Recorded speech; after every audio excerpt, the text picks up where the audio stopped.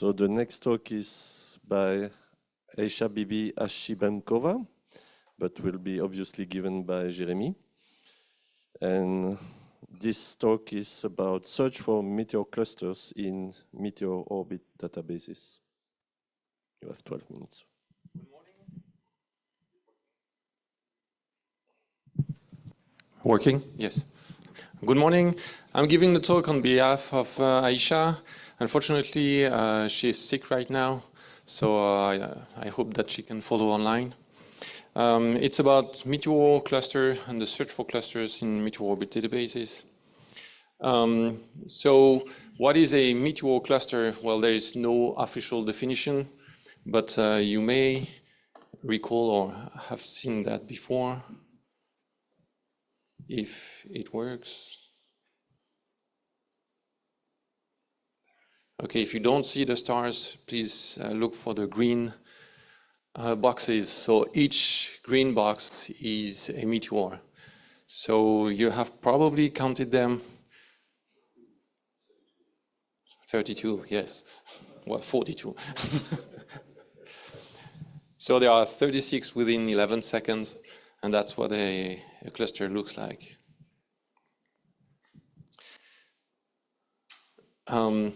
Actually, David, it's all dark now.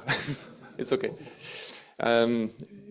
David had a study recently, and he concluded that the physical mechanism to create a cluster is basically thermal stress. So you have a meteoroid in interplanetary space that will self-fragment because of thermal stress.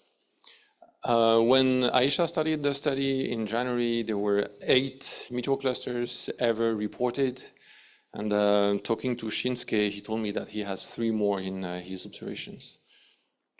The point is that it's extremely rare.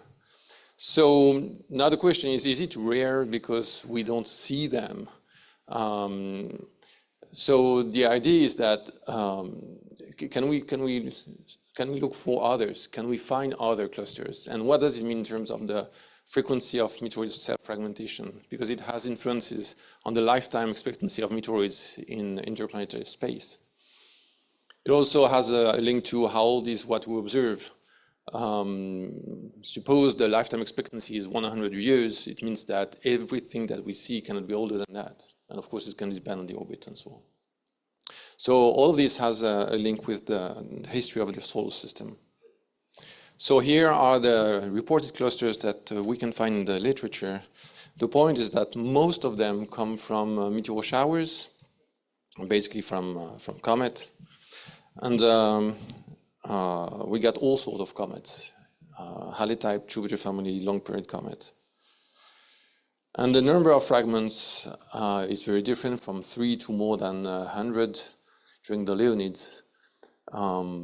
So basically, there is a whole bunch of parameters, and the question is, where does this come from? So we had a look at the International Astronomical Union Meteor Database. We took Sonotaku and CAMS data as a starting point, and we took the whole thing, basically. So it spans 16 years of data.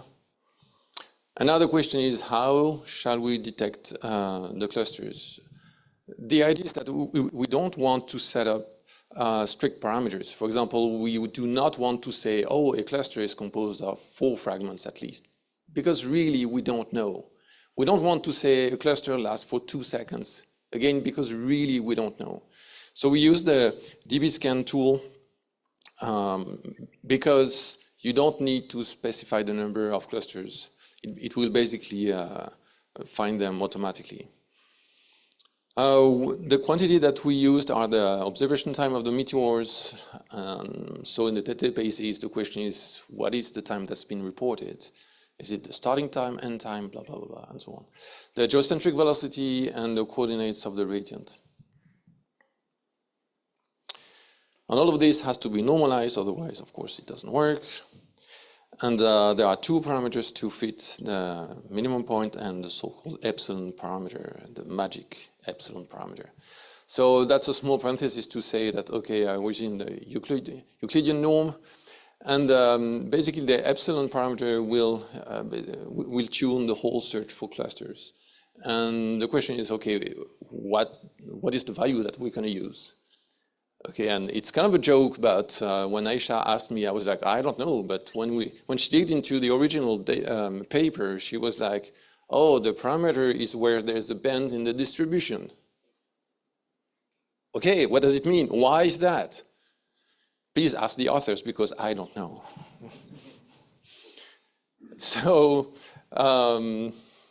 it's not scientifically robust, but people say it works. And yes, I can say it works, but I cannot tell you why it works. It's called artificial intelligence, by the way. So what she did is that she changed epsilon in order to get up to 10 clusters detected per year. Why 10? Because the approach was meant to be extremely conservative. We don't want to end up with 1,000 clusters, because if there were, well, we would know it. So by doing so, she found 85 meteor clusters candidates, and she plotted the regions, and you can already see that, okay, some of them are concentrated over meteor showers. So she used the Valsecki criterion, and sure enough, so she found some in the Perseids, Geminids, Coma Berenikids, and some others in the sporadic background. The point is that most of the cluster candidates belong to meteor shower, which is similar to the 8 that we know already. Now the question is, okay, we find 85 clusters, but how significant is it? For example, there were debates during the Leonids back in the days. Hey, I have seen 3 meteors within 1 second. Does it mean anything? Well, you got to do some stats, and Aisha knows this better than I do. And basically, we considered the Poisson distribution, and Pavel Cotton already reminded us that watch out for the Poisson distribution. It's not perfect. Basically, underestimates the number of clusters by a factor of 3. But the point is that, again, we want to be as conservative as possible and as realistic as possible. So basically, that's a tool to compute the expected number of clusters as a function of mu, and we take mu as the ZHR divided by 1 hour. Is it working? Yes, okay. And so we basically take the maximum ZHR for each shower, and for the sporadic we take around 12. And at this point we don't care if the cluster was detected during the maximum of the shower or 1 day before, 1 day after. The point is, once again, we want to be as conservative as possible.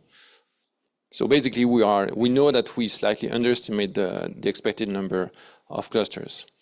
And still by doing so this is the number of expected clusters, and the green line here is basically 1.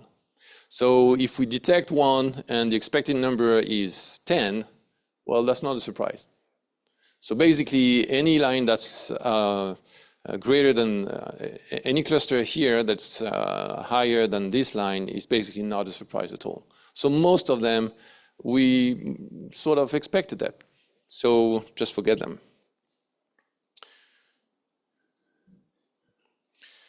So she ended up with 16 high confidence clusters. Again, most of them are in meteor showers. One interesting thing is that one is in the September epsilon Perseids. Why is it interesting? Because Pavel Cotton found one in 2016. So, and this is completely independent, that's another one. And only 3 are from the sporadic. So again, this is consistent with the small number of 8 that were reported so far. She found 6 in the Geminids. Okay, that's not working. Anyway, so the question we were asking ourselves also is, can we do something towards an official definition of a cluster? And again, it's hard. Like you do not want to say, oh, a cluster is that many meteors within that much of seconds.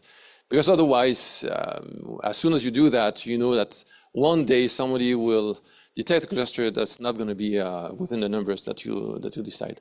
So she was like, okay, let's do some stat, and let's have a look at the 19th percentile of each parameter. So the duration is basically 19th percentile would be 8 seconds. The difference of velocity would be 2.2 kilometers per second, which is quite high, actually. The difference in the radiant is up to 4 degrees. Again, that's kind of high. Most of the clusters that she detected were composed of at least 4 fragments, up to 7 for the Geminids here. So the conclusion is that meteor clusters may not be as rare as we thought before, but they're definitely not that abundant. And obviously, there are observation bias, basically because we observe the meteoroids at 1 astronomical unit and not at 2 or 3 or 0.5. So all in all, she detected 85 candidates. Out of them, only 16 are statistically significant. Most of them are in meteor showers. Again, that's consistent with, let's say, a fragile composition. 6 are in the Geminids, so that's quite huge. And again, these are the numbers from the clusters we have. Don't take them for granted because it's going to change, obviously. Future work, of course, we're going to incorporate additional databases. So if you want to join the study, please contact us. The next step from a scientific point of view would be to recompute the frequency of self-fragmentation and also the physical lifetime. That's another thing. There's an article under preparation, and we organized a workshop in November with some colleagues from Czech Republic and Slovakia and Japan. If you're interested, please contact me. You're welcome. Thank you.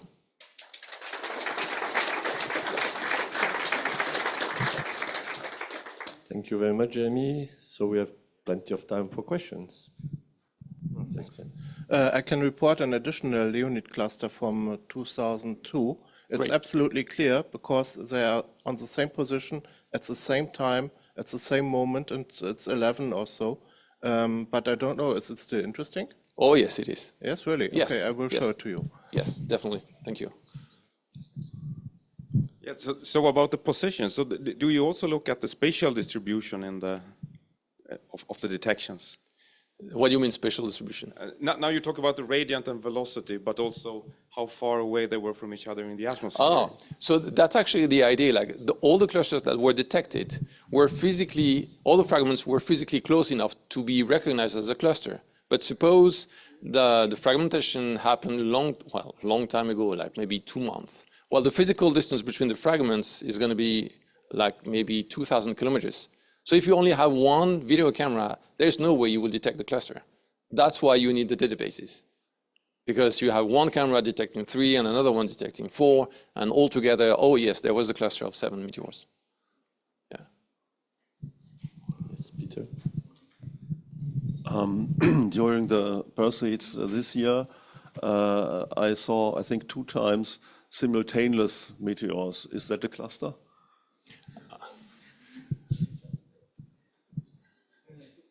The answer is here. Good luck. Well, more seriously, send us the data and we can work out the math and so on. But if it's 2, my intuition would be no, it's not significant. Okay. Thank you. Yes, Sophie. Do the clusters at the moment show any size variance? Like, is there like a faint and a bright meteor at the same time, or do they all look like about the same? So for the September Perseids, yes. You can talk to Pavel over there. For the ones that I showed, not really. However, there's the size distribution is what you expect, like like a log distribution. Jeremie, I also have a question. Is there any interest to go in the radio or radar data as well? Probably. I don't know much about radio, but if you tell me, yes, they detected 10 within 5 seconds, well, yes. I remember you asked me this question a few years ago, if we were seeing very often objects close in time, appearing at the same time, but we had not the trajectory at that time, but we can have a look now. Yeah. And there was Pavel had a question. Oh, sorry. Sorry. Jeremy, it's not so bad even if you have single station. Yeah. If there are sufficient number of meteors in one camera, it's still possible to get some interesting result. Yeah. Thank you. Okay, I think we are now slightly over time, so we should go to the next talk. Thank you again, Jeremie.